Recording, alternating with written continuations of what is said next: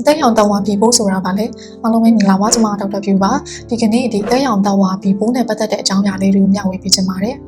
အသက်ရောင်တောင်ဝါပြီပိုးဆိုတာကတော့သူ့ရဲ့နာမည်တိုင်းပဲပေါ့နော်အသက်ကိုရောင်စေတယ်တချို့လူတွေမှာအသက်ရောင်တောင်ဝါပြီပိုးကူးခံရတယ်ဆိုလို့ရှိရင်တော့သူ့ဟာသူခန္ဓာကိုယ်ကနေဒီခန္ဓာကိုယ်ရဲ့ခုခံအားနဲ့နိုင်ပြီးတော့မှပျောက်သွားတယ်ပေါ့နော်တချို့လူတွေမှာကျတော့နာတာရှိအသက်ရောင်တောင်ဝါဖြစ်သွားတယ်အဲ့လိုမျိုးအသက်ရောင်တောင်ဝါကနေမှအသက်6တာတို့ပြီးလို့ရှိရင်အသက်ပျက်စီးသွားတာတို့အသက်ကင်ဆာတို့ကိုပြောင်းသွားနိုင်တယ်ပေါ့နော်ဘယ်လိုကူးစက်နိုင်တယ်လဲပေါ့သူကတော့အဓိကကဒီသွေးနဲ့ခန္ဓာကိုယ်ရဲ့ဒီအရည်တွေကနေပြီးတော့မှကူးစက်နိုင်တယ်ပေါ့နော်ကြည့်ပြီးဒီမိခင်မှာဒီပိုးရှိတယ်ဆိုရင်ကလေးကိုမွေးတဲ့အချိန်မှာကလေးကိုကူးသွားနိုင်တယ်နောက်တစ်ခုကကြတော့ဒီလင်မယားအတူနေတဲ့အချိန်မှာလည်းကူးနိုင်တယ်ပြီးလို့ရှိရင်ဒီအက်တွေပေါ့နော်အက်တွေကိုတူတူသုံးတာပစ္စည်းတွေတူတူသုံးတာကနေမှကူးနိုင်တယ်ဥပမာဆိုလို့ရှိရင်တော့ဒီသွားတိုက်တန်တို့မိုးစိတ်မိုးရိတ်တဲ့ဓာတ်တို့ပြီးလို့ရှိရင်ဒီလက်သေးညက်တို့အဲ့ဒါတွေအတူတူသုံးတာကနေလည်းကူးနိုင်တယ်နောက်တစ်ခုကကြတော့ဒီပိုးရှိတဲ့သွေးကိုသွင်းမိတယ်ဆိုရင်လည်းကူးနိုင်တယ်ပေါ့နော်ဒါပေမဲ့အခုခေတ်မှာတော့ဒါနည်းနည်းရှားသွားပြီပေါ့နော်သွေးသွင်းမယ်ဆိုလို့ရှိရင်ပိုးတွေပါတယ်အကုန်လုံးစစ်ပြီးမှအခုကသွင်းတာဆိုတော့လေဘယ်ကနေမကူးနိုင်ဘူးလဲဆိုလို့ရှိရင်တော့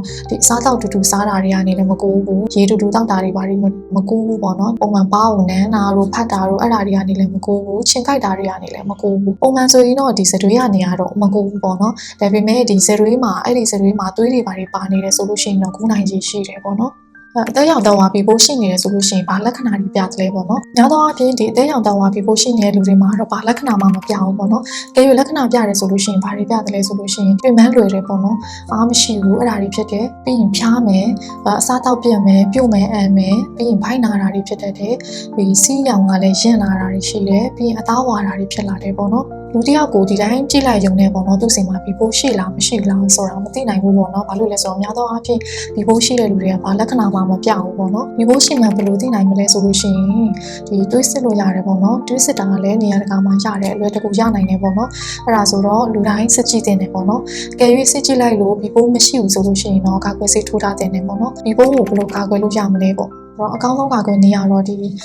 ကာကွယ်ဆေးထိုးထားတာပေါ့နော်သူက3ကြိမ်ထိုးရတယ်ပထမတစ်ကြိမ်ထိုးပြီးရင်1လပြည့်ရင်တစ်ခါထိုးပြီးရင်6လပြည့်ရင်တစ်ခါထိုးပေါ့နော်ထိုးပြီးလို့ရှိရင်တော့ဆေးအောင်မအောင်စစ်ကြည့်လို့ရတယ်အကယ်၍အောင်နေဆိုလို့ရှိရင်တော့ထပ်ထိုးစရာမလိုတော့ဘူးပေါ့နော်မအောင်ဘူးဆိုရင်တော့ထပ်ထိုးဖို့လိုတယ်နောက်ပြောတဲ့ဒီသွားတိုက်တန်လို့ပြီးရင်ဒီဝန်းစိတ်ရိတ်တာတို့အဲ့ဒါတွေကိုတူတူမသုံးနဲ့ကိုဟာကိုသုံးရမယ်ပေါ့နော်ပြီးရင်ဘီပိုးကကြတော့ဒီလင်ကနေတဆင်လဲကူးတတ်တယ်ဆိုတော့အကာအကွယ်တွေသုံးဖို့လိုမယ်ပေါ့နော်အကယ်၍ဘီပိုးရှိတဲ့လူနဲ့ဆိုရင်ကိုဝင်ဆောင်မျိုးသမီးတွေမှာဘီပိုးရှိတယ်ဆိုလို့ရှိရင်လည်းကလေးမွေးတဲ့အချိန်မှာကလေးကိုမွေးပြီးချင်းမှာကာကွယ်ဆေးထိုးလို့ရတယ်ပေါ့နော်ဘီပိုးကိုဘယ်လိုကုသလို့ရမလဲပေါ့နော်ဘီပိုးရှိတဲ့လူတိုင်းကတော့ကုသမှုလိုတာမဟုတ်ဘူးပေါ့နော်သူကကြတော့ဒီပိုးကောင်ရည်တွေပါတယ်စစ်ရတယ်အသေးလုံဆောင်ချက်တွေစစ်ရတယ်အဲ့ဒီပေါ်မှာမူတည်ပြီးတော့မှဆရာဝန်ကဆေးတောက်ရမလားမတောက်ရဘူးလားဆိုတာကိုဆုံးဖြတ်တယ်ပေါ့နော်ဒီဘိုးကကြတော့သူကအရှင်းမပြောက်ဘူးဥမာဆေးတောက်လို့လုံးဝကိုပျောက်သွားမှာလားဆိုတော့မဟုတ်ဘူးသူကကြတော့အဓိကယောဂါကိုဒီပိုးအကောင်ရည်တွေကိုထိန်းထားတဲ့သဘောပေါ့နော်လုံးဝကြီးတော့အရှင်းမပြောက်ဘူးကဲ၍ကိုမှဒီပိုးရှိနေတယ်ဆိုလို့ရှိရင်တော့ဆရာဝန်နဲ့6လတစ်ခါတစ်နှစ်တစ်ခါလောက်တော့ပြတင်တယ်ပေါ့နော်ကိုယ့်ရဲ့အသေးအခြေအနေကိုသိဖို့အတွက်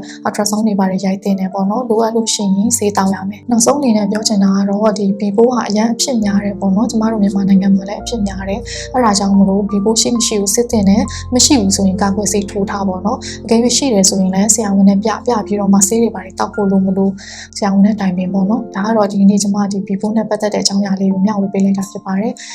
အားလုံးကိုကြည့်ရှုပေးတဲ့အတွက်လည်းကျေးဇူးတင်ပါတယ်